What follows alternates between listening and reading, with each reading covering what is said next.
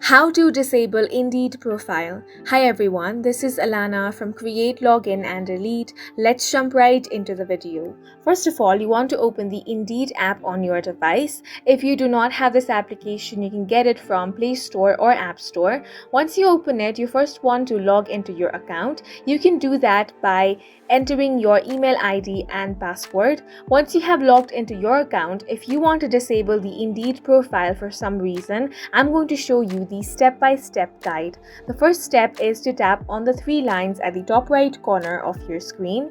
Once you're here, you're going to find different options. You want to tap on the option of Settings. Once you tap on this option, here you can find Account Settings, Communication Settings, Device Management and Privacy Settings. Tap on the option of Account Settings. Once you tap on this option, it's going to take you to this page. From here, you can change your email, password, add phone number and much more.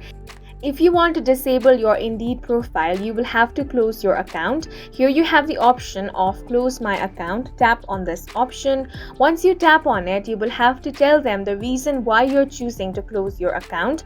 You have different reasons such as I don't want my CV to be posted publicly, I receive too many emails or job alerts. You simply want to go through all of this and then select the reason that suits you the best. When you close your account, your email address will no longer receive marketing emails from Indeed. All the details that you have entered in your profile is also going to be deleted.